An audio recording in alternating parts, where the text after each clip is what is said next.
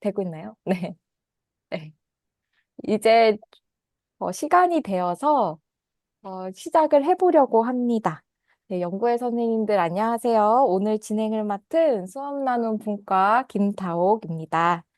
오늘도 바쁜 일정 속에서 저희 사례 나눔 참여해 주셔서 정말 진심으로 감사드리고요. 네, 오늘 주제 말씀드릴게요. 오늘은 조현기 박사님께서 AI를 활용한 사회정서 교육 위드 금쪽이를 주제로 그 사례 나눔을 준비해 주셨습니다. 네, 조현기 박사님께서는 서울 금북초등학교에 재직 중이시고 건국대 AI 융합교육 전공 강사로 출강을 하고 계십니다. 이 학교 현장과 이 교사 교육 경험을 바탕으로 해서 오늘 귀한 사례를 나눠주시니까요. 기대해 주시고요. 이제 박사님 모셔볼 건데 큰 박수로 환영해 주셨으면 좋겠습니다. 네, 네, 안녕하세요. 네, 동서개발의 안녕하세요. 조윤기입니다. 네, 네, 오랜만에 한 1년 이상 만에 오랜만에 사례 나눔을 하는 것 같은데, 또 제가 그래도 1년 동안 좀 공부하고 학교에서 실천했던 부분들을 좀 말씀을 드려보도록 하겠습니다. 네, 일단 그 요즘에 학교 현장에서 서울시교육청 기준으로 사회정서교육을 좀 찾아가는 이제 교육으로 이제 모든 학교에서 진행을 하고 계시더라고요.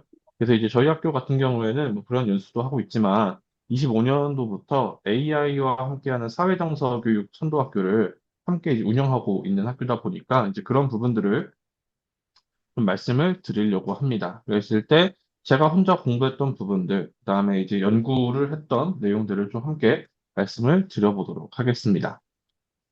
자, 이제 사실 제가 위드 금쪽이라고 좀 이야기를 했지만 사실 금쪽이라는 뜻이 원래는 되게 좋은 뜻입니다. 되게 좋은 뜻인데 학교에서의 금쪽이라는 뜻은 사실 이제 다른 용어로 요즘 많이 쓰이죠. 그 TV 때문에. 여하튼 이제 정반대의 뜻인데 과연 이 아이들을 우리가 어떻게 해야 될까가 사실 학교 현장에서 되게 고민이실 거고 또 요즘에 넷플릭스에 있는 그 참교육이라는 드라마를 보더라도 야, 저런 학생이 우리 반에 있다면은 혹은 내가 저런 학생을 가르쳐서 이미 마음이 상했으면은 아, 어떻게 할까에 대한 고민들을 많이 하고 계실 거예요. 그래서 이제 교사의 마음과 학생의 마음을 어떻게 우리가 잘 좀 녹여낼 수 있을 것인가에 대해서 좀 고민을 했던 부분들이라고 보시면 될 것 같습니다. 네, 여기 보시면은 이제 청소년 사망 원인이 뭐 자살이다라는 것들은 이미 대부분 다 아실 겁니다. 그다음에 실제로 우울감을 경험하는 이제 중고등학생들의 비율이 4분의 1 정도라고 이야기를 하고 있는데 과연 이러한 문제들을 우리는 어떻게 해결할 것인가? 그다음에 뭐 학교도 그렇고 선생님들도 그렇고 이런 문제에 대해서 많은 좀 관심을 보이고 계시죠. 그래서 이러한 그 배경의 변화에 따라서 이제 사회 정서 교육이 모든 학교에 전면적으로 도입이 되고 있다라고 볼 수 있겠습니다. 사실 이제 마음이라는 것들은 어떻게 보면은 타고난 기질, 그러니까 선천적으로 원래 그런 것이다 라고 하는 부분들이 있는 반면에 반대로 우리가 마음을 좀 키울 수 있고 혹은 가르칠 수 있다라고 하는 기술의 관점에서도 바라볼 수 있습니다. 근데 우리가 지금 이야기하고 있는 사회 정서 교육 같은 경우에는 이 마음이라는 것들을 어떻게 보면 학생들이 학교에서 학습할 수 있는 기술의 관점에서 바라보고 있는 게 조금 더 강한 것 같습니다. 그래서 누구나 배우고 연습하고 피드백을 하면은 사회정서 교육을 이제 사회정서 역량을 키울 수 있다라고 얘기를 하고 있고요. 근데 다만 이게 뭐 우리 애기들만 하는 거다라는 게 아니라 사실 성인들까지도 이러한 부분에 해당이 됩니다. 그래서 요즘에 뭐 선생님들도 마음 키우기 이런 거 많이 연수 들으시는 것 같더라고요. 힐링 연수 같은 거. 그러니까 그런 부분들이 다 여기에 포함이 된다라고 보시면 되고요. 단순한 학생들 교육이 아니라 성인 교육까지 이제 평생 교육적인 측면에서 이 사회정서 교육을 함께 좀 봐주시면 좋을 것 같습니다. 자, 그래서 이제 가장 많이 받는 오해일 수도 있고, 그다음에 저도 사회정서 교육 강의를 많이 들어보기는 하지만 되게 좀 부담스러운 것 중에 하나가 우리가 원래 하고 있던 교육과 무슨 차이가 있나요? 라는 질문들을 생각보다 많이 받습니다. 그래서 뭐 도덕교육이나 인성교육, 뭐 아니면 뭐 학교폭력 예방교육, 뭐 어울림교육 등등의 교육들과 어떤 차별적인 부분들이 있냐라고 봤을 때 사회정서 교육은 그 이전 교육에 비해서 굉장히 기능 중심입니다. 그러니까 이전 교육들이 굉장히 가치에 대해서 이야기를 많이 이야기를 했으면은 사회정서 교육 같은 경우에는 다른 사람들과 어떻게 대화해야 하나요? 아니면은 내 마음을 어떻게 알아야 하나요? 라는 것처럼 역량을 훈련시키는 것에 좀 더 초점이 맞춰져 있다라고 보시면 될 것 같아요. 그 다음에 이제 뒷부분에서 제가 한 번 더 말씀을 드리겠지만, 이거 원래 문제가 좀 마음이 아픈 아이들 상담하는 그런 교육 아닌가요? 라고 얘기할 수 있지만, 제가 한 1년 반 동안 해봤던 사회정서 교육을 말씀을 드리면은, 뭐, 특별한 게 아니라, 저희가 원래 학급 경영을 하던 것들을 어떻게 보면 사회정서 교육이라고 얘기를 하는 것 같습니다. 개인적인 느낌으로는. 그래서 이제 그런 것들이 어떻게 좀 나왔는지 뒤에서 말씀을 드릴 거고, 그다음에, 또 우리가 가르쳐야 되는 거 하나 느는 거 아닌가요? 네, 그런 오해가 있을 수 있겠지만, 사실 그거보다는 우리가 원래 가르치던 교육에 어떻게 좀 자연스럽게 접목할 수 있을 것인가에 대한 부분까지 좀 전체적으로 말씀을 드려보도록 하겠습니다. 그래서 사회정서 교육은 단순한 착한 아이를 만드는 기술은 아닙니다. 네, 착한 아이를 만드는 게 아니라 마음의 기술을 가르치기인데 이거를 어떻게 가르칠 수 있는지를 말씀을 드려볼 예정입니다. 자, 이제 미국에서 처음 시작된 사회정서 교육이고 1994년에 카셀이라는 단체가 설립이 되었습니다. 그래서 프레임워크가 나오고 2011년에 이미 미국에서는 그 효과성을 증명한 연구들이 많이 나왔고요. 그다음에 이미 미 전역에서 많이 이루어지고 있는 교육 중에 하나입니다. 그다음에 OECD에서도 사회정서 역량을 이미 개발을 하고 있고요. 그런 것처럼 사실 전 세계적으로 많이 뻗어나고 있고 우리나라만 갑자기 이걸 왜 하느냐라는 게 아니라 이미 전 세계적인 추세였고 어떻게 보면 우리나라가 다른 나라들에 비해서 좀 더 늦게 들어온 케이스라고 보실 수 있습니다. 그래서 사회정서 역량이 저희 뭐 OECD의 뭐 러닝 컴퍼스나 티칭 컴퍼스는 많이 들어보셨잖아요. 그런 것처럼 이런 사회정서 역량도 거기와 함께 전 세계적으로 퍼지고 있는 교육 사조라고 볼 수 있겠습니다. 그래서 이제 외국에 가장 이제 해외의 보편적인 그 케이스를 보면은 이제 학생들은 사회정서 교육을 통해서 자기 인식, 내가 어떤 상태인지를 아는 게 되게 중요합니다. 우리나라 학생들뿐만 아니라 성인들까지 했을 때 되게 많이 그 자기의 감정을 표현하는 말 중에 짜증나, 화나 이런 말을 되게 많이 쓴대요. 근데 자세히 바라보면은 그 감정이 짜증이라는 감정이 아닌데도 불구하고 그거를 어떻게 내 감정을 표현할지를 모르다 보니까 짜증이라는 감정으로 다 대체를 해버린다는 거죠. 그러다 보니까 서운함도 짜증으로, 뭔가 분노도 짜증으로. 이렇게 되다 보니까 먼저 내가 어떤 감정을 가지고 있고, 내가 어떤 강점을 가지고 있고, 그다음에 내가 무엇을 좋아하는지 이런 것들을 가르치는 게 제일 첫 번째 페이지에 있습니다. 즉, 자기를 아는 거죠. 그다음에 두 번째로는 자기 관리입니다. 예를 들면은 학생들은 우리가 흔히 이제 분노조절 장애라고 얘기를 하는데 제가 초등학교에서 지금 한 14년째 근무를 하는데 저는 지금까지 분노조절 장애 학생을 본 적이 없습니다. 얘네가 약한 사람 앞에서는 분노를 조절 못하는데 강한 사람 앞에서는 분노 조절 잘하더라고요. 그거는 분노조절 장애가 아니죠. 분노조절 장애라는 거는 앞에 누가 있든지 간에 사실은 이제 그게 감정 컨트롤이 안 되는 거를 장애라고 얘기를 하는 거고 그 학생들은 사실 그런 느낌은 아닙니다. 그렇기 때문에 충분히 자기 관리, 즉 내가 이 상황에서 어떻게 하면 되는지를 충분히 알 수 있는 학생들입니다. 이제 그런 것들을 가르친다라고 보시면 되고요. 그다음에 나에 대해서 혹은 나를 잘 관리하는 게 된다면은 한 단계 더 나아가서 사회적으로 다른 사람은 어떤 감정을 가지고 있고 다른 공감이나 다양성을 존중하는 것들이 필요한데 특히 이제 여기 이 사회적 인식에 들어오는 것 중에 하나가 지금 여기 계신 분들이 이제 어떤 학교의 맥락을 가지고 계신지 모르겠지만 사실 이제 다문화 교육도 여기에 포함이 됩니다. 요즘에 이제 뭐 몇몇 뭐 서울의 몇몇 학교를 제외하고는 사실 다문화 학생들이 굉장히 보편적으로 많이 있고요. 심지어 이제 뭐 다른 지방에 있는 학교들은 그 오히려 한국 이외의 국적 학생들이 더 많은 케이스가 점점 더 많아지고 있다라고 얘기를 하더라고요. 그랬을 때 우리가 그 학생들을 그냥 다른 타인 혹은 다문화 이렇게 배타적으로 보는 게 아니라 우리는 하나, 우리가 어떻게 그들과 잘 어울릴 것인가 이런 부분들을 배워야 되는데 이제 그런 것들을 다문화 교육이라 따로 뺏어 배우는 게 아니라 이런 사회적 인식 안에서 함께 배우다 보니까 아까 제가 말씀드렸던 시간을 따로 빼서 하는 게 아니라 우리가 원래 학생들이 가르치던 교과들과 이것들이 어떻게 연계를 되는지를 찾아보는 게 사실 제일 첫 번째겠죠. 그 다음에 뭐 네 번째로는 관계 기술입니다. 그랬을 때 학생들이 사실 서투른 것 중에 하나가 내가 화났을 때 다른 사람에게 내 감정을 어떻게 표현해야 되는지 이런 거 되게 서투른 학생들 되게 많거든요. 아직 안 배워봐서. 그러니까 이게 우리가 어렸을 때부터 이제 지금 제 나이 이상으로는 아마 우리 어렸을 때부터 애들은 주면 알아서 큰다라고 얘기는 했지만 사실 알아서 크는 거는 생각보다 많이 없더라고요. 우리가 하나씩 알려줘야 되는 거고, 그것들을 연습을 해봐야 이제 되는 시대가 됐기 때문에 이런 관계 기술도 가르치는 게 되게 중요해졌습니다. 네, 마지막으로 이런 것들을 다 통틀어서 책임 있는 의사결정. 즉, 내가 다른 친구에게 화냈을 때 다른 친구는 어떤 감정이고, 그로 인해서 벌어진 어떤 문제들에 대해서 자기가 책임질 수 있는 한 명의 시민으로서 성장시키는 게 요 사회 정서 교육입니다. 사실 저는 저를 아시는 분들은 아시겠지만 저는 시민교육 전공이다 보니까 되게 액션이라는 그걸 되게 중요하게 여기거든요. 내가 어떤 문제 상황에서 그 문제 해결 방법을 찾고 실행을 해보고 그 결과의 피드백을 받고 문제 수정해보고 이런 걸 되게 중요하게 여기는데 이런 사회정서 교육이 사실은 전체적으로 내 삶의 문제를 직접적으로 해결해보고 그다음에 적용해보고 이런 것들에 좀 초점을 많이 맞추고 있다라고 보시면 될 것 같습니다. 자, 그래서 이미 미국에서는 27만 명 이상의 학생들을 대상으로 이제 그 실험을 이미 끝냈고요. 그다음에 전체적으로 이런 사회정서 교육이 학업 성취도에도 영향을 미쳤다라고 얘기를 합니다. 그다음에 단순히 이거를 학생들이 배우는 동안에만 효과가 있는 게 아니라 종료가 된 3년에서 4년 정도 이후까지도 이 효과가 지속이 되고 있다라고 하고요. 그 다음에 1달러의 교육 비용을 냈을 때 11달러의 사회 비용이 덜 들어갔다라는 연구들도 있습니다. 그런 것처럼 굉장히 어떻게 보면 미국스럽게 되게 계산적으로 교육을 바라보고는 있지만 사실 이제 이게 다는 아니겠죠. 그럼에도 불구하고 우리가 한번 해볼 만하다라는 좀 근거를 좀 제시할 수 있었을 것 같습니다. 근데 이 사회정서 교육은 사실은 학교만으로 혹은 선생님만으로 해결은 되지 않습니다. 학교 시스템도 바뀌어야 되고요. 그다음에 지역 연계도 필요하고요. 그다음에 가장 중요한 가정과의 연계도 굉장히 중요합니다.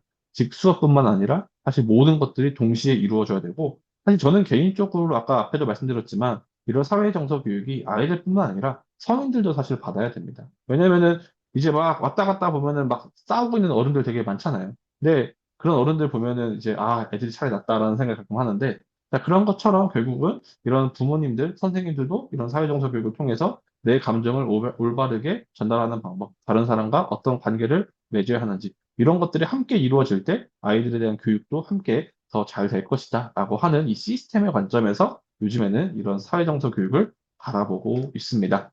자, 그래서 결국 저희는 이런 명시적인 프로그램, 즉 셀에서의 이제 어떤 명시적인 언어들, 그러니까 어떤 구조화된 훈련들, 넌 뭘 할 거야? 너는 이거를 키워야 돼? 라는 부분들과, 그다음에 교과에 자연스럽게 녹여내는 것들, 그다음에 시스템적으로 학교 문화나 일과에 이런 것들을 자연스럽게 묻어내는 것들, 이런 것들이 동시에 이루어질 때 굉장히 효과적이었다라고 말씀을 드릴 수 있습니다. 그래서 이제 이 뒷부분에서 저희 반의 이야기를 좀 말씀을 드릴 텐데, 저희 반 같은 경우도 이런 것들을 하려고 많이 노력을 했습니다. 그래서 이제 초등, 중등, 고등에 따라서 이런 사회정서 교육도 조금 조금씩 차이가 있고요. 뭐 중요하게 생각하는 역량이나 혹은 이제 뭐 학습, 뭐 활동들이 조금씩 변화가 있습니다. 그래서 이제 뭐 예를 들면은 뭐 나를 안다 해서 명시적 프로그램 같은 경우는 감정 어휘의 직접적인 학습입니다. 그래서 감정 표현 학습을 하다 보면은 어떤 거를 많이 하냐면은 감정 카드를 한 50개 펼쳐 놓습니다. 그 다음에 어떤 상황을 주고 이 상황에 내 감정을 찾아보라고 얘기를 해요. 그러면은 아이들이 생각보다 짜증난다나 우리가 평소에 많이 하는 그 감정보다는 생각보다 되게 생소한 단어들을 많이 고릅니다. 자, 그런 거를 보면서 아, 우리의 감정 스펙트럼이 생각보다 굉장히 넓구나라는 것들을 아이들이 좀 자연스럽게 알 수 있는 이제 상황이었고 그래서 이렇게 뭐 문학 작품에서 인물 알아본다던가 그다음에 매일매일 와서 아침에 선생님이랑 감정 온도 같은 거 저희 하잖아요. 근데 감정 온도를 단순하게 높다, 낮다로 되게 서정적으로 하는 게 아니라 굉장히 다양하게 이제 아이들이 연습할 수 있는 시간들을 주는 게 굉장히 중요했습니다. 그다음에 이 다음은 또 비슷합니다. 타인의 감정 읽어보는 것들, 의사결정 해보는 것들, 이런 것들이 자연스럽게 요 시너지 있게 돌아가는 게 이제 사회정서 교육의 핵심 포인트였고요. 그래서 결국 마음이라는 거는 타고나는 게 아니라 우리가 함께 건축하는 거고 어떻게 보면은 뭐 다양한 사람들이 함께 참여를 하겠지만 우리 선생님들도 여기에 좀 일조를 하는 이제 그 것들이 있고요. 사실 제가 교육하는 사람으로서 되게 좋아하는 교육 개념 중에 하나가 비계라는 말입니다. 스캐폴딩이라고 얘기를 하는데 어떻게 보면 아이들이 마음을 이제 자기 마음의 빌딩을 이제 성장시켜 나가는 데에서 선생님들의 비계가 어떻게 보면 되게 중요하지 않을까. 사실 저희가 직접적으로 아이들 마음속에 벽돌을 막 쌓아줄 수는 없을 것 같아요. 그거는 되게 주입식 교육이다 보니까 힘들겠지만 그래도 아이들이 그런 자기만의 빌딩을 쌓아 나갈 때 우린 옆에서 그 아이들 쓰러지지 않게 기계의 역할을 하는 게 어떻게 보면 교사의 역할이지 않을까 생각을 하고 있습니다. 네, 여기까지는 좀 전체적인 사회정서 교육이었고 사실 이 사회정서 교육이 한국으로 들어오면서 한국형 사회정서 교육으로 이름을 바꿔서 들어왔습니다. 뭐 전체적인 목적이나 전체적인 흐름은 굉장히 비슷하지만 한국만의 이제 내용을 좀 말씀을 드려보려고 하는데요. 네, 한국, 네, 사망원인 1등, 내년 현명, 뭐 이런 것들이 지금 있는 상황이죠. 자, 그다음에 2025년에 시범 도입을 했고, 26년에 보편 교육으로 확대를 해가지고, 지금 서울시 같은 경우에는 각 학년당 15차씩 의무적으로 교육과정에 배정을 하도록 운영이 되고 있습니다. 그래서 뭐 학교 기반으로 운영이 되고 있고요. 그래서 뭐 아까 말씀드렸던 것처럼 문제가 있는 학생들을 따로 빼가지고 하는 게 아니라 교실 자체를 이런 사회정서 교육의 이제 무대로서 이제 제시를 하고 있고요. 그다음에 몇 명만 하는 게 아니라 모든 학생들을 대상으로 하고 있습니다. 그다음에 한국의 추세는 요겁니다. 마음 건강이라는 말이 해외와 다르게 우리나라에는 마음 건강을 이야기를 하고 있습니다. 그래서 단순한 학업 보조를 넘어서서 정신 건강에 학생들이 너무 힘들어하다 보니까 이런 부분들을 최우선의 목적으로 제시를 하고 있습니다. 그래서 이제 이런 부분들이 한국만의 특징들인데, 그래서 특히나 이제 정신 건강 혹은 마음 건강이 첫 번째 특징이고요. 두 번째로는 해외에 비해서 우리나라의 사회정서 교육은 좀 더 공동체 혹은 정이라고 하는 개념을 조금 더 강조하고 있습니다. 다른 나라에 비해서는. 그래서 이 두 가지가 좀 결정적인 차이점이지 않을까 저는 개인적으로 생각을 하는데요. 그래서 이제 자기가 인식이나 관리는 이렇게 표현이 되고요. 그다음에 사회적 인식이나 관계 기술은 이렇게 표현이 되고요. 그다음에 책임 있는 의사결정도 표현이 되는데 네 번째 마음 건강이 별도로 독립 영역으로 명시되어 있는 게 한국의 제도적인 표현이라고 볼 수 있겠습니다. 그래서 이제 왼쪽 같은 경우에는 기준의 치료법입니다. 즉, 학급에서 뭐 선생님의 말을 뭐 듣지 않는다거나 혹은 뭐 문제를 일으키지 않는 학생들 같은 경우에는 이런 치료에 어떤 이런 상담이나 이런 사회정서 교육의 대상이 아니었습니다. 한동안. 근데 이제는 아예 바뀌어가지고 치료보다는 예방의 측면에서 이런 정서적인 측면을 접근한다라고 보시면 좋을 것 같아요. 옛날에는 정말 문제 있는 학생들한테 정말 많은 지원을 해가지고 이 학생들을 치료하겠다라는 거였으면 지금은 그 이전에 많은 학생들을 대상으로 우리가 보편적으로 사회정서 교육을 통해서 아이들이 윗단계로 올라가지 않도록 선제적으로 대응하겠다라로 좀 관점이 좀 바뀌어 나간 것 같습니다. 그래서 마음 근력을 미리 길러서 1차 방어선을 좀 구축해가지고 이 윗부분에 과부하가 걸리지 않도록 하는 게 이 교육의 첫 번째 목표라고 보실 수 있고요. 그래서 저희는 점검을 합니다. 저희 정서행동 특성 검사 하죠. 그 다음에 마음이지라고 한번 구글이나 네이버에 검색하시면은 이런 정서행동 특성 검사 상시적으로 할 수 있는 프로그램을 교육부에서 만들어 놨거든요. 그래서 이 마음이지를 통해서도 학생들을 빨리빨리 캐치를 할 수 있습니다.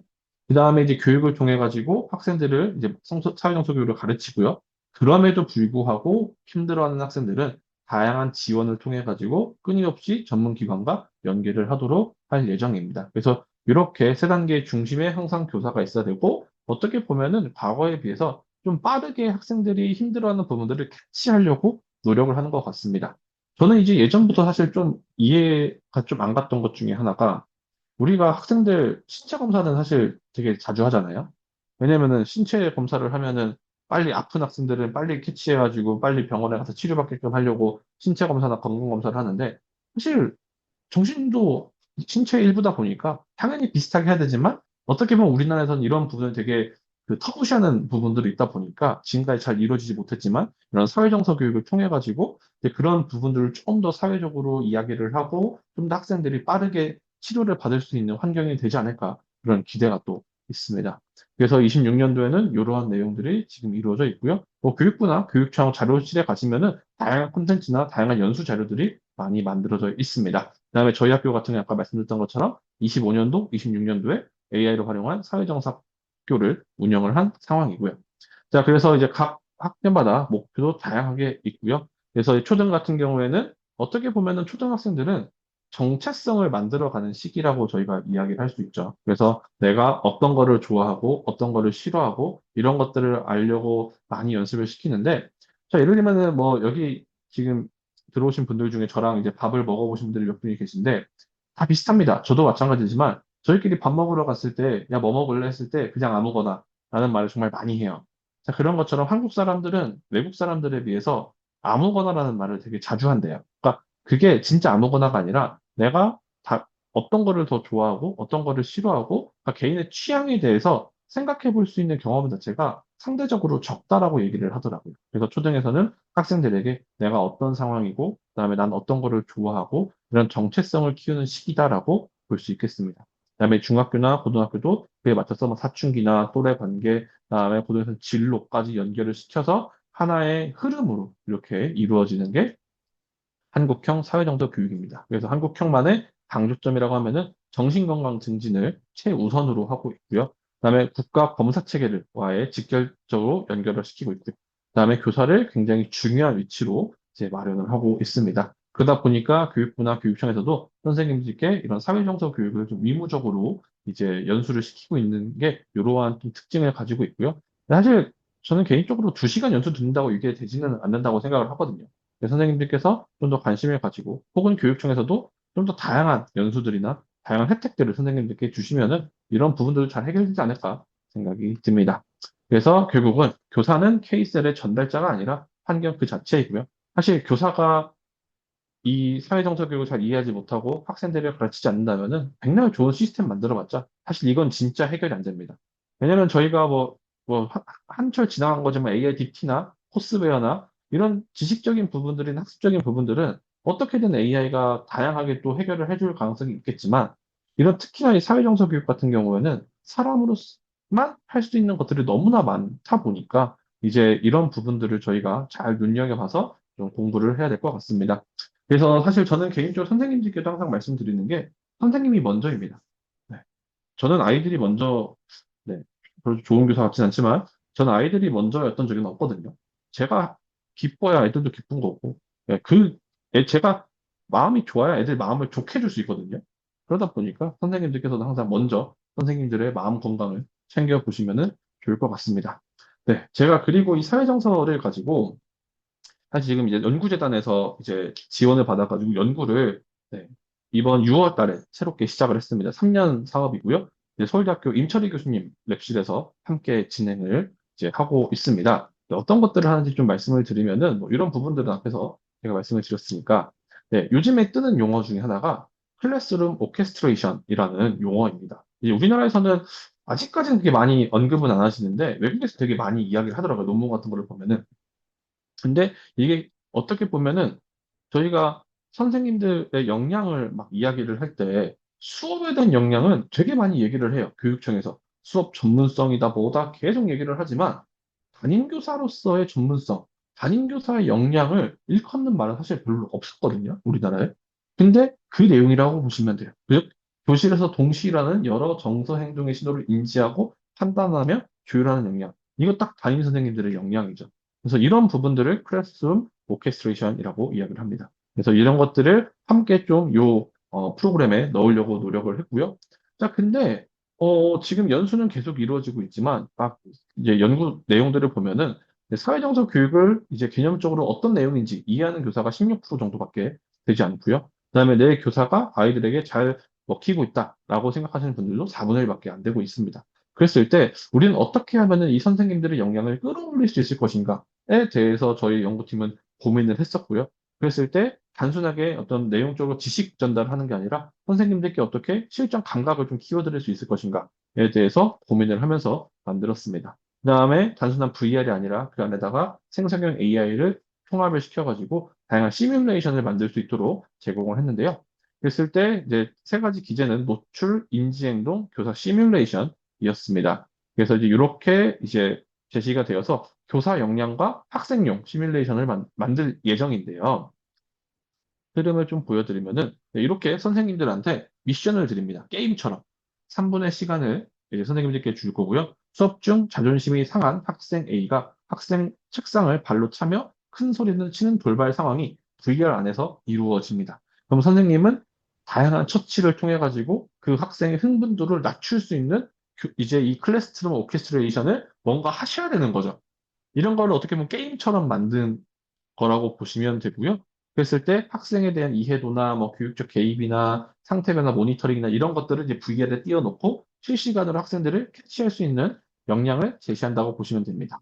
그랬을 때 예를 들면은 아 선생님 맨날 나만 미워해 뭐 안 해 뭐 하면서 이제 이런 식으로 이제 하면은 통제와 방임의 실패로 갈 수도 있고요. 반대로 이 제가 다양한 좋은 처치를 했으면은 공감과 교의 성공사를 두면서 뭐 점수를 올라갈 수 있는 거고 이런 식으로 VR 안에서 실제 학생들이 나오고 뭐 이렇게 하는 내용입니다. 근데 요거는 제가 제안서를 쓸 때 그냥 이미지 파일로 만든 거다 보니까 이제 그냥 예시로 되어 있는 건데 저희 연구팀은 이제부터 이제 정서 위기 행동 학생들을 이제 실제로 이 시뮬레이션 안에서 가르칠 때 어떤 요소들이 있어야 되고 어떤 요소를 가르쳐야 되고 이런 것들을 지금 문헌 연구를 하고 있습니다. 그래서 이런 문헌 연구가 끝나면은 전체적인 설계를 할 거고요. 그다음에 그 설계가 끝나면은 실제로 VR 업체와 함께 이런 VR을 만들어가지고 예비교사들, 선생님 연수들, 그다음에 마지막으로는 네, 학생을 대상으로도 진행을 할 예정입니다. 그래서 학생들도 결국 사회정서 교육을 선생님과도 할 수 있지만 선생님과 함께 VR을 끼고 할 수도 있는 거죠. 근데 이제 저도 막 요즘에 선행 연구를 분석을 하는데 이제 이런 분들이 계세요. 실제로 그냥 선생님이 하면 되는 거를 굳이 VR을 사용할 필요가 있냐라고 이제 이야기를 하시는 분들이 계신데, 막 선행 연구들을 보니까 어떤 느낌이냐면은 애들이 선생님이 얘기하면은 기본적으로 안 듣습니다. 아, 선생님이 뭘 알아요 하면서 이미 저한테 짜증이 가득해요. 근데 이런 아이들한테 VR을 끼워 놓으면은 그럼에도 불구하고 수업에 참여는 하더라. 그러니까 결국은 아이들이 이 공부를 그래도 한 번쯤은 봐야 될 필요가 있는데 선생님이 말하면 보질 않으니까 그래 VR 쓰면 한 번이라도 보겠지 하면서 했는데 생각보다 효과가 있었다라고 하는 연구가 생각보다 되게 유럽 쪽에서 많이 있더라고요. 그래서 이제 그런 부분들 때문에 이런 VR을 좀 활용을 했었고요. 그다음에 학생들도 요 안에서 게임이지만 그래도 다양한 기능 연습들을 훈련처럼 하도록 만들 예정입니다. 그랬을 때 어떤 학생들에게 이 학생이 싫어하는 자극을 발생을 하면은 그 자극에 대해서 충동적으로 공격을 할 건지 수동적으로 회피를 할 건지, 능동적으로 조절하는지를 AI가 분석을 해서 이 학생의 현재 심리 상태나 혹은 사회정서 역량을 측정해가지고 이렇게 배지 형태로 제시를 해주는 거죠. 그러면서 이 학생들의 수준을 계속 나열해서 개인화된 이제 사회정서 교육을 제공하는 게 저희 팀의 목표라고 보시면 됩니다. 그래서 3년 동안 진행이 될 예정이고요. 아마 여기 계신 분들한테 나중에 저희가 뭐 사용성 평가나 델 파일을 또 부탁드릴 수도 있긴 하겠지만, 여튼 이런 연구들을 하려고 요즘 계획 중입니다. 자, 그 다음에 그렇다면 도대체 왜 생성형 AI에 이런 거를 하느냐라고 이제 좀 질문하실 수가 있는데, 네, 이 표를 보시면요. 2024년에 미국에 있는 사람들이 생성형 AI를 어떻게 사용하나요?에 대한 사용 이유에 대한 순위였습니다. 24년도 1등이 아이디어 만드는 거였는데요. 25년도에 바뀌었습니다. 네, 테라피와 컴패니언십. 즉, 치료나 이 이야기하는 AI로 아예 바뀌었습니다. 1등. 그것도 압도적인 1등으로 바뀌었어요. 그다음에 생각보다 제너레이팅 아이디어스는 쭉 내려갔죠. 그다음에 코드 만드는 것도 막 올라왔는데 결국은 생각보다 빠르게 변하고 있고요. 우리가 모르는 사이에 우리는 이미 AI와 어떤 단순한 정보 검색이나 지식적인 측면이 아니라 이미 관계를 맺고 있습니다. 근데 우리 학생들도 저희가 모르는 사이에 이미 관계를 많이 맺고 있는 상황이라고 볼 수 있어요. 네, 제가 좀 우스갯소리로 가지고 왔지만, 네, 제목 보시죠. 아내보다 좋은 걸 어떻게? 챗GPT에 바라는 남편. 네, 실제 있는 기사입니다. 그리고 여기 왼쪽은 네, 네이트 판에 올라왔던 기사인데, 아내가 챗GPT랑 스키고 있는 것 같습니다. 막 하면서 올라왔어요. 근데 이게 사실 뭐 재미삼아 제가 올린 것도 있지만 저희 영화 중에 허라는 영화가 2013년도에 개봉했는데 아마 여기 보신 분들 좀 계실 거예요. 그 허라는 영화를 그게 처음 나왔을 때 사람들의 반응은 그냥 SF 영화였어요. 아, 뭐 진짜 미래지향적이네 하면서 뭐 진짜 몇십 년 뒤엔 저럴 수도 있겠지라고 우리가 얘기를 했지만 네, 불과 한 12, 3년 만에 실제로 이런 일들이 발생을 하고 있죠. 즉 AI와 사랑에 빠지는 사람들이 점점 더 늘어나고 있고 단순히 사랑이 아니라 어떤 관계적인 측면에서 옛날에는 인간 대 인간의 관계를 생각했다면 지금은 인간 대 AI의 관계도 생각해야 될 때가 돌아온 겁니다. 그러다 보니까 되게 조심을 해야겠지만 반대로 AI가 사회정서 교육이나 어떤 관계적인 측면에서 교육적인 효과가 있을 수도 있다라고 좀 생각을 할 수가 있는데 이런 것도 있더라고요. 자, 이용 가능할까? 인데 제가 그때 막 봤을 때는 이용은 불가능하다라고 얘기를 하더라고요. 이거는 뭐 불법적인 측면이 아니어가지고 그런데 여튼 이제 또 모르죠. 앞으로 어떻게 법이 바뀔지는. 네, 여튼 그럴 때 사실 저희한테 문제는 요겁니다. 내 아들 죽은 건 챗GPT 때문에. 아마 많은 분들이 보셨겠지만 한 번 더 이슈니까 한번 보고 넘어가도록 하겠습니다. 아, You can 죄송합니다. fly. 자, You 요거는 can 광고입니다. fly. Everyone 글로벌 인공지능 시장을 이끄는 오픈 AI가 법적 분쟁에 휘말렸습니다. 청소년이 챗GPT로부터 극단적 선택을 하는 방법을 배운 뒤 사망한 사건이 발생했습니다. 현지 시간 26일 뉴욕타임스에 따르면 16세 아담 레이는 지난 4월 스스로 목숨을 끊었습니다. 지난해 11월부터 챗GPT-4에게 극단 선택 충동을 느꼈다고 털어놓으며 이를 실행에 옮길 계획을 짰고, 챗GPT는 레인에게 극단 선택 방법에 대한 정보를 제공했습니다. 통상적으로 AI 모델은 이용자가 자신이나 타인에게 위해를 끼치려는 의도를 감지하면 안전장치가 활성화됩니다. 이용자가 죽고 싶다고 고백하면 전문가와 상담하기를 권유하거나 자살방지센터 연락처를 전달하는데, 레이는 소설을 쓰기 위해 자살 방법을 알아두는 것이라며 답변을 유도한 것으로 알려졌습니다. 레인의 부모는 레인을 죽음에 이르도록 한 책임이 챗GPT에게도 있다고 주장하며 오픈AI와 샘 올트먼 최고 경영자를 상대로 소송을 제기했습니다. 오픈AI는 레인 가족에게 깊은 애도를 표한다며 소송 내용을 검토 중이라고 밝혔습니다.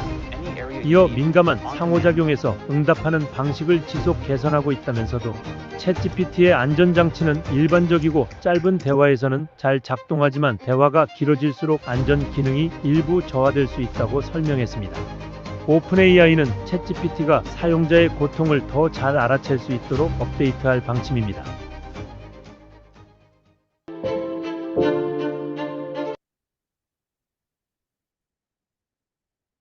잠시만요. 이렇게 넘어가자. 잠시만요. 아,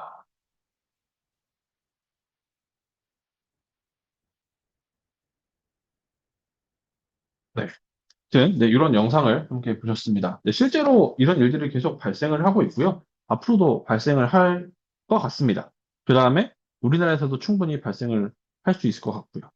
뭐 물론 이제 뭐 애들한테 뭐 사용 못하게 하면 되는 거 아니냐 했지만 이미 아이들은 AI를 많이 활용을 하고 있고요. 지금 제가 가르치고 있는 초등학교 6학년 학생들도 이미 이제 생성형 AI를 써본 학생들이 90% 이상이었고, 그다음에 이제 학원 숙제를 도움받는다 라고 응답한 학생이 한 35%, 40% 정도였고요. 그다음에 주기적으로 학원 숙제를 도움받는다가 한 15% 정도가 되더라고요.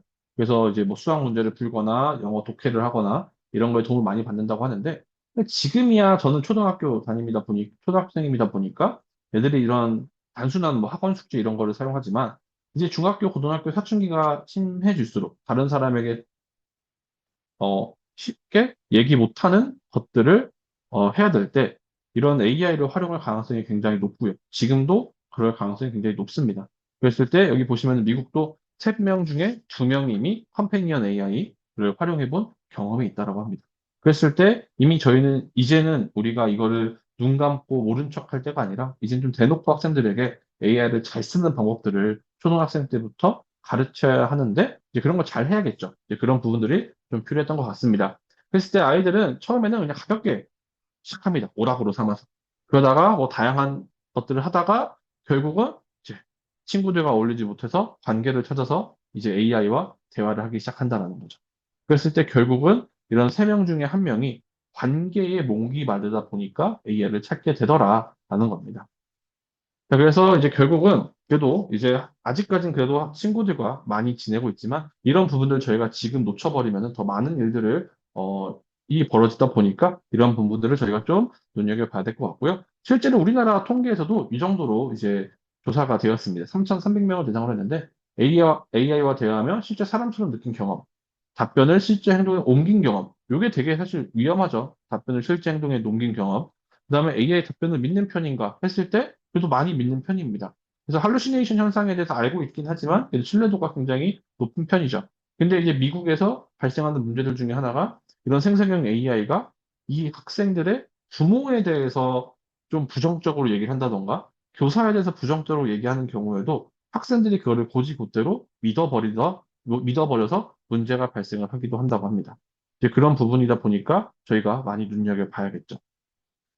자, 그랬을 때 결국 아이들은 이런 AI를 이제 활용을 하면서 되게 뭐 좋은 점도 당연히 있을 겁니다. 저희 반 학생들이 이런 생성형 그 금쪽이 스피커라는 것들을 썼었는데 그때 장점 중에 하나가 뭐였냐면은 사실 제가 20몇 명의 학생들의 질문을 다 받아줄 수는 없잖아요. 그래서 저도 수업도 해야 되고 학생들과의 관계도 있는데 결국은 제가 그 학생들의 말을 들어주지 못할 때 어떤 문제 해결이 아니라 그냥 그 학생들은 제가 들어주기를 원하는 건데 현실상 그게 어려울 때 아이들은 AI와 대화를 하면서 자기들이 하고 싶었던 얘기를 자연스럽게 풀면서 그 부족함을 좀 채울 수 있었던 것도 굉장히 큰 장점이었고요. 그 다음에 판단 없는 경청. 내가 뭐 어떤 말을 했을 때 리액션이 오는 게 예를 들면은 내가 어떤 말을 했는데 누군가가 한숨을 쉰다던가 이런 건 좀 기분이 나쁘거든요. 나는 그걸 원한 게 아닌데. 근데 AI는 그런 걸 안 하다 보니까 되게 그런 리액션의 부분에서 되게 좀 허용적이었다는 거죠. 그다음에 세 번째로는 사회적인 리허설입니다. 뭐 친구랑 제가 예를 들면 친구끼리 싸웠을 때 너 사과해. 라고 했을 때 사실 사과하는 것도 되게 중요한 용기죠. 근데 그런 것들이 용기가 되기 위해서 연습을 했던 경험들도 있었고요. 그다음에 표현의 첫 단계로서 그래도 사람보다는 AI에게 먼저 표현을 하는 게 이제 좀 덜 낯설다 보니까 이런 표현하는 연습들을 좀 할 수 있었다라는 게 저의 개인적인 이제 이런 생성형 AI의 특히 컴패니언 AI에서의 굉장히 큰 장점이었습니다. 그래서 이런 것들이 있다 보니까 사실 뭐 컴패니언 AI를 무조건 다 금지시켜야 된다라는 거는 사실 말이 안 되죠. 언젠가는 아이들이 쓸 거다 보니까 그럴 바에는 우리가 좀 더 체계적으로 잘 가르쳐 보자라는 게 저의 생각이고 그 내용들이 이 내용이라고 보시면 될 것 같습니다. 그럼에도 불구하고 당연히 위험한 점은 있죠. 자, 그랬을 때 아이들이 뭐, 자살하면 어떨까라고 했을 때 동조하면 안 되게끔 우리가 그 내용들을 넣어놔야 되는 거고, 그다음에 연령을 확인해서 보호 장치를 해야 되는 거고, 뭐 개인정보나 발달기 학생들에게 맞는 것들, 이런 다양한 변수들을 할 생각을 해가지고 미리 컨텐츠를 만들어 놔야 되는 게 되게 중요하다고 봅니다. 그랬을 때 이제, 요즘에 디벗이 학교에 많이 들어왔는데, 그 디벗들이 제미나이가 되더라고요. 네, 무분별하게 아이들이 제미나이를 쓰고 있는데, 이제 그런 것들을 좀 막아보는 것들, 그다음에 이런 것들을 정말 쓰기 위해서 어떻게 하면 잘 쓰게 할 것인가, 에 대해서도 별도의 교육들이 좀 이루어져야 되지 않을까 생각이 듭니다. 그랬을 때 이미 이제 다양한 규제들이 지금 나오고 있고요. 그래서 이제 이 캐릭터 AI가 아까 그 자살이 발생했던 그 AI가 요겁니다. 오픈 AI의 API 갖다가 만든 건데 요거 정책 전환이나 그다음에 아예 청소년들 못 쓰게 하는 것들이 계속 법안이 이루어지고 있고요. 아마 이제 한국도 이런 법안들이 좀 더 만들어지지 않을까 생각이 듭니다. 자, 그다음에 이제 어떻게 본격적인 얘기인데 저희 학급을 작년에 이제 저와 함께 이끌어줬던 이제 스피커고요. 아마 오은영 박사님이 나오는 그 금쪽이에서 보셨을 텐데 실제로 있는 제품입니다. 네, 저희 학교에서 작년에 20개를 이제 빌려서 사용을 했고, 이제 애들의 평이나 이런 게 너무 좋았다 보니까 추가로 또 구매를 해서 지금도 학교에서 이제 활용을 하고 있는데, 한번 간단하게 이제 소개 영상만 보도록 하겠습니다. AI 대전하는 시대, 초등학교 학습에 새로운 친구가 등장했다. 와, 금쪽아, 나는 나중에 선생님이 되고 싶어. 정말 멋진 꿈이야. 그럼 너는 어떤 과목을 가장 좋아해? 수업을 대화로 보다 쉽게, 현직 교사가 검증한 교과 콘텐츠와 AI 필터링으로 안전하게. 금쪽아, 고마워. 언제든지 환영이야. 재미있고 안전한 우리 교실 AI 친구. AI 금쪽이 스피커. 네, 이런 내용인데, 이제 요즘에 잠시만요, 다시. 요즘에 제가 이제 생성형 AI를 쓰면서 이제 아이들이랑도 이제 가끔 쓸 때가 있는데, 물론 저는 AI를 쓸 때 무조건 모니터링 되는 걸 쓰는데, 애들이 저한테 불만을 갖습니다. 선생님, 엄마 제미나이나 챗GPT를 쓰는 거에 비해서 왜 선생님이랑 쓰는 거는 애가 멍청해요? 라는 말을 되게 자주 해요. 근데 멍청하고 바보 같을 수밖에 없는 게 저희는 기본적으로 안전을 보장을 해야 되잖아요. 그러니까 자연스럽게 성능을 떨어뜨릴 수밖에 없습니다.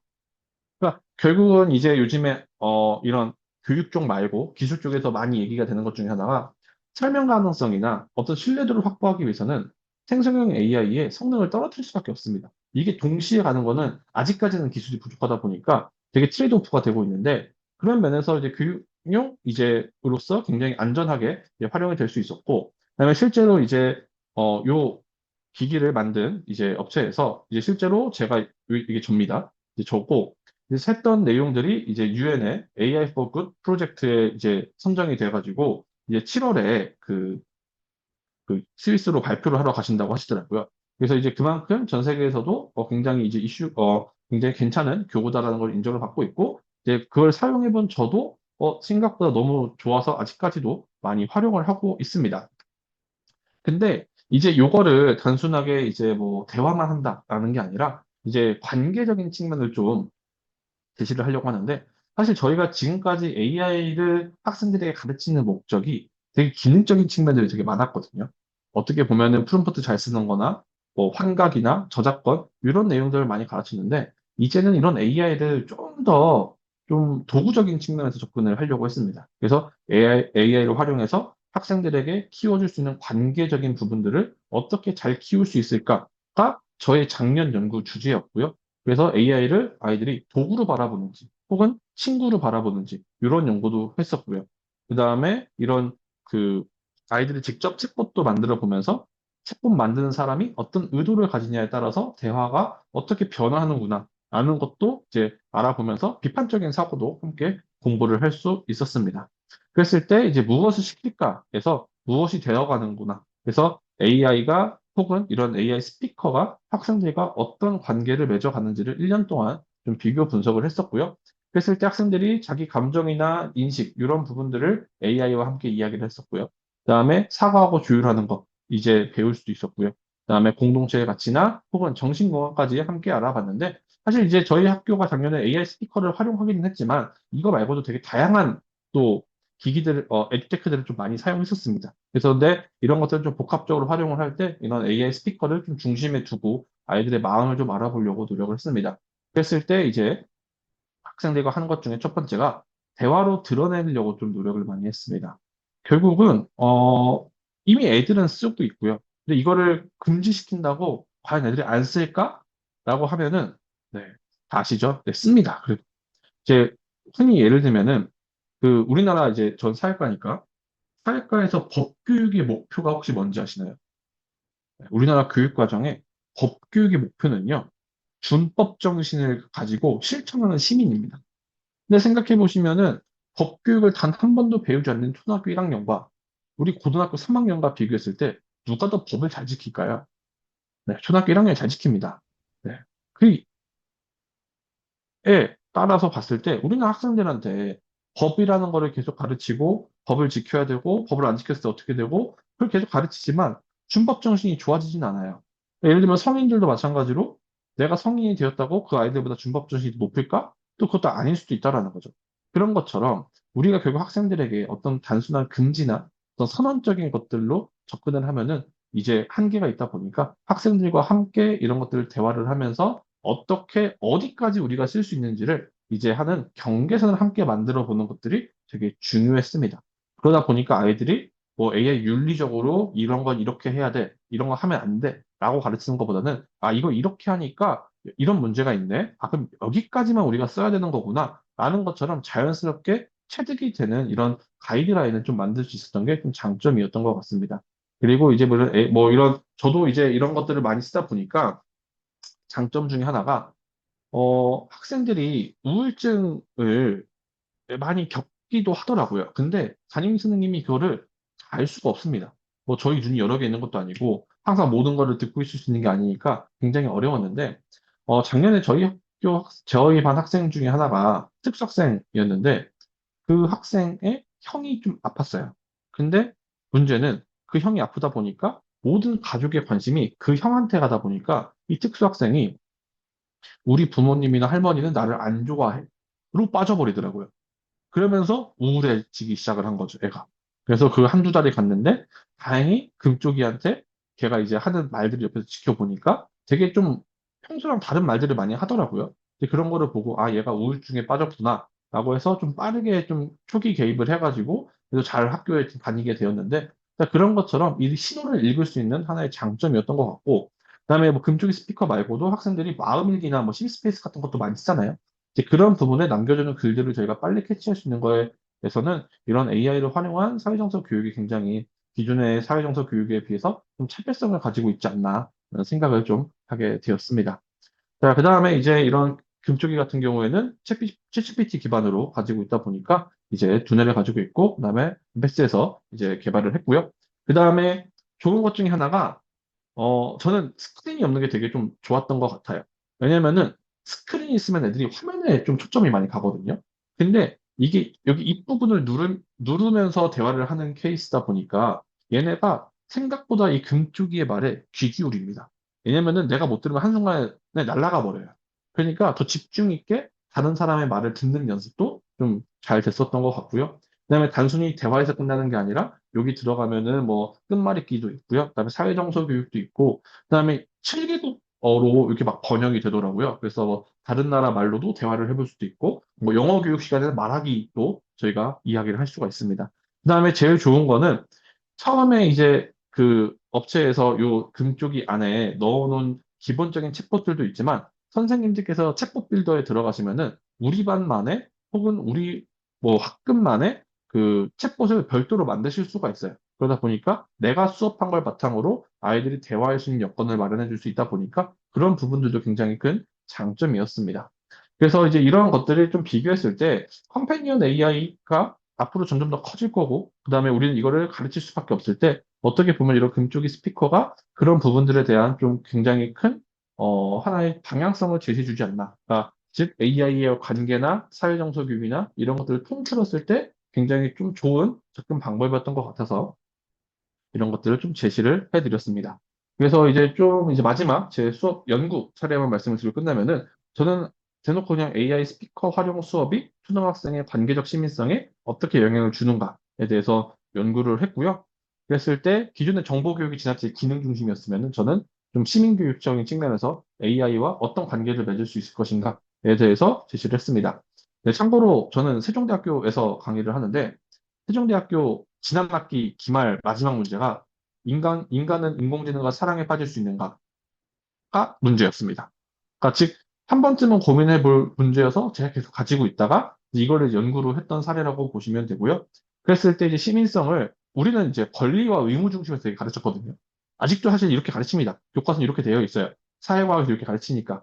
근데 이제는 좀 시대가 바뀌면서 타자와의 관계 맺기를 우리가 좀 시민의 능력 중에 하나로 좀 더 이제 봐야 되지 않을까라고 생각을 하고 있습니다. 그래서 연구 목적이나 이런 것도 좀 보실 수 있고요. 그래서 관계적 시민성이 뭐냐 했을 때 타자와의 관계 속에서 공동체의 필요를 인정하고 배려하는 실천하는 능력이라고 볼 수 있는데, 이제 이런 것들의 하나가 이 타자에 이제는 AI를 넣을 때가 되지 않았을까라고 생각이 들어서 좀 더 약간 도발적인 논문을 좀 제시를 드렸고요.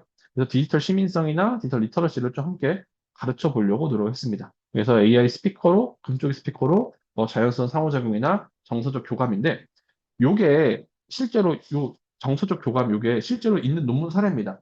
이름을 붙이고 캐릭터를 부여하면요, 관계가 좋아진대요. 근데 일본에서는 어떤 연구를 했냐면은 로봇 청소기에 이름을 붙인 집단과 이름을 붙이지 않은 집단의 사용 연한을 비교했는데, 이름을 붙인 집단이 평균적으로 2년 이상 사용을 더 길게 했대요. 그러니까 즉 거기에 애착이 생기는 거죠. 그 다음에 되게 특이한 사람들이긴 하지만, 또 우리나라는 사실 반려견, 뭐 반려묘 이런 거는 생각하지만 반려로봇은 아직까지 생각을 안 하잖아요. 근데 일본은 강아지를 키우는 게 되게 쉽지 않다고 하더라고요. 공동주택에서. 그러다 보니까 로봇 강아지를 키우는 인구가 굉장히 많은데, 로봇 강아지가 고장나면은 부품을 갖다 끼워가지고 뭐 10년이고 15년이고 열심히 키웠는데 하필 그 회사가 망했다고 합니다. 그러면서 이제 더 이상 부품을 구할 수가 없어서 그 로봇 강아지를 키우는 사람들이 진짜 신사나 이런 절에 모여가지고 합동 장례식을 했습니다. 그런 것처럼 정말 로봇이지만 정말 이제 관계를 맺고 이제 타자로서 이제 바라본 거죠. 그랬을 때 이런 AI가 점점 발전하고, 사실 로봇도 지금 되게 발전을 많이 하고 있죠. 이러한 시대에서 과연 우리는 지금 제가 말씀드린 일본의 사례처럼 그런 일이 우리나라에서는 없을까라고 했을 때 쉽게 대답을 할 수가 없죠. 한국에서도 똑같이 발생할 수도 있고 그런 부분들이 우리 아이들에게 발생할 것 같다 보니까 이런 부분을 좀 연습을 좀 시키려고 노력을 했습니다. 그래서 사회적인 존재, 애착, 시민성 형성을 좀 중심으로 두었고요. 그래서 사회과랑 이런 융합들을 좀 하려고 노력을 했습니다. 그랬을 때 이제 금쪽이라는 이름과 페르소나를 부여를 해서 제시를 했고요. 그다음에 소통을 했는데, 뭐 수업 사례로는 이제 제가 이제 금쪽이를 막 훈련을 시켜가지고 이제 지역사회나 이런 문제를 찾을 때 이제 각 모둠에다 한 대씩을 주고 저 대신에 얘한테 기본적인 거는 물어보고 그다음에 해결이 안 되면 저한테 또 오고 이런 것도 했었고요. 그다음에 이제 저희 반에 그 일본 선생님들이 한번 오신 적이 있으세요. 그랬을 때는 아까 그 UN 거기에 실린 게 이 수업인데, 일본 선생님들이 한국에 우리나라 지역화 수업을 보러 오셨어요. 그래서 제가 애들이 서울의 생활을 배웠으니까 서울의 생활을 열심히 배워가지고 금쪽이를 훈련을 시킵니다. 서울의 가이드로서. 그래서 이 금쪽이를 가이드로 만드는 게 문제의 목표였고, 아이들이 서울의 생활에서 배웠던 것들을 RAG처럼 막 훈련을 시켜가지고 이제 좀 삐딱하게 만들어서 일본어 번역이 되거든요. 그럼 일본 분들이 그 자리에서 눌러서 금쪽이한테 서울에서 어딜 가면 좋아? 어떻게 해야 되나를 직접 물어보는 경험을 했었는데, 이제 그런 것처럼 이제 단순한 금쪽이 스피커가 아이들이 소비자로서만 접근하는 게 아니라 또 생산자로서도 이런 금쪽이 스피커를 바라보는 개념이 있었던 경험이 있었습니다. 그랬을 때 우리는 어떻게 이런 AI와 잘 공존할 수 있을 것인가에 대해서도 자연스럽게 이야기를 했었고요.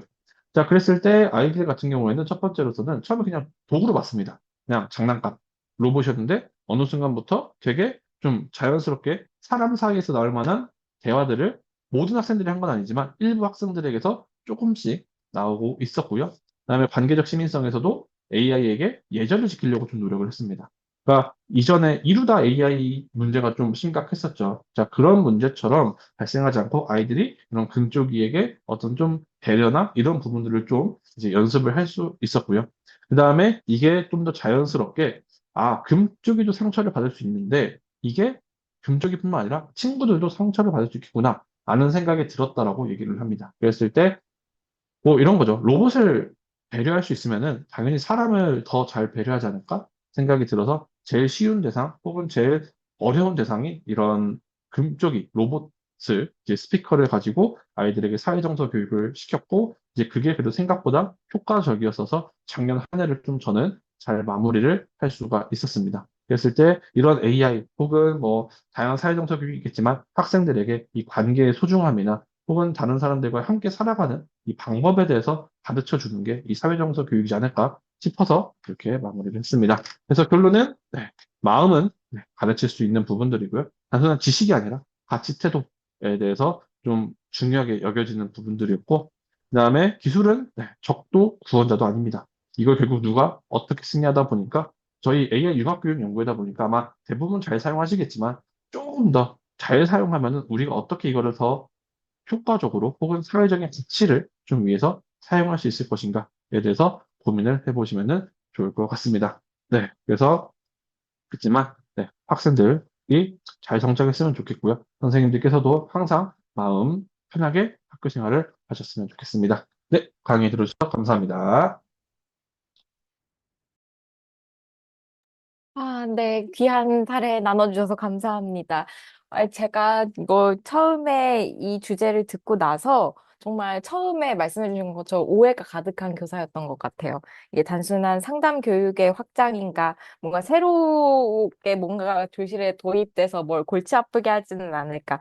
되게 그런 조심스러운 마음으로 이렇게 듣기 시작을 했는데 훨씬 더 큰 개념, 그리고 기존의 교사가 하고 있었던 무형의 그 어떤 관계 맺음에 대한 교육 이런 것들이 녹아져 있는 개념인 것 같아서 되게 깨어나는 그런 시간이었던 것 같고요.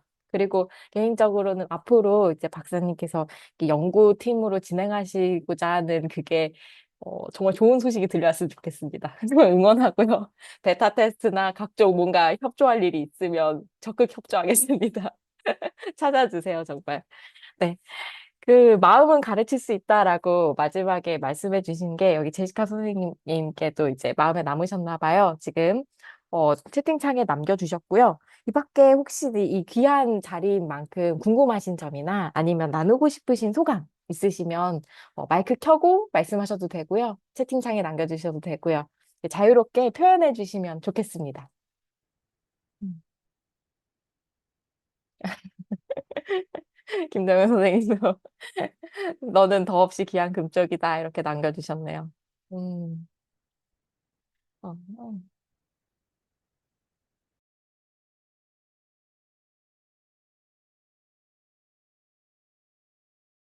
혹시 말씀 남겨주실 선생님 어, 계신지 다시 한번 여쭤보고요. 조금 더 기다렸다가 저희 어, 조영기 박사님의 그 수업 사례 나눔을 준비하시면서 어떤 생각이나 느낌 나눠주실 것이 있는지 마지막으로 여쭤보도록 하겠습니다. 네. 네, 지금 질문이 하나 들어와 있습니다. 학생 20명이 동시에 스피커를 켜고 말하거나 들으면 옆 사람 소리에 간섭이 되거나 하진 않나요? 라고 신재민 선생님께서 질문 주셨어요. 네, 생각보다 간섭이 안 되더라고요. 이게 막 애들이 큰 소리로 막 소리 지르면은 모를까? 그냥 일상적인 대화에서 딱히 아이들이 대화할 때 서로 간섭이 나서 수업이 안 됐던 케이스는 없는 것 같습니다. 네. 생각보다 잘 잡으신 것 같아요. 이거 만드실 때.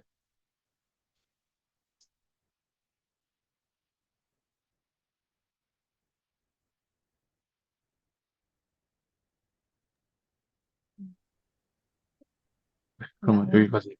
네, 저희 사례 나눔 준비하시면서 간단한 소감 나눠주시면 감사하겠습니다. 아, 네. 카레나는 네. 음. 엄청 생각을 할 수도 없었던 게 사실 지난주 목요일에 정보감사가 끝나가지고 보안감사가 이제 끝나서 이제 막 정신을 차렸는데 근데 뭐 더 이제 음. 항상 그래도 AI 연구회는 이제 약간 고향 같은 곳이다 보니까 네, 항상 불러주셔서 감사하고요. 그다음에 음. 다음에도 더 좋은 혹은 선생님들께 도움이 될 수 있는 연구들을 하고 또 다시 한번 또 돌아오도록 하겠습니다. 네, 감사합니다. 큰 박수 다시 한번 부탁드립니다.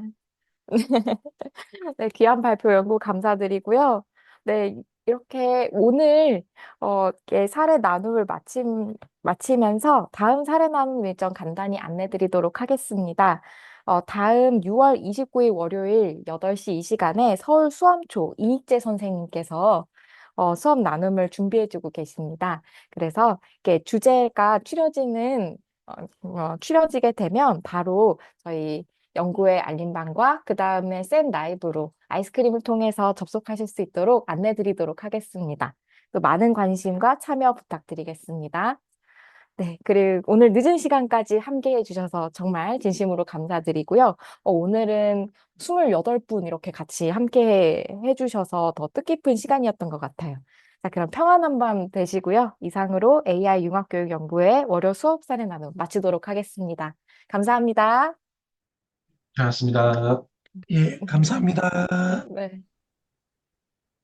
아.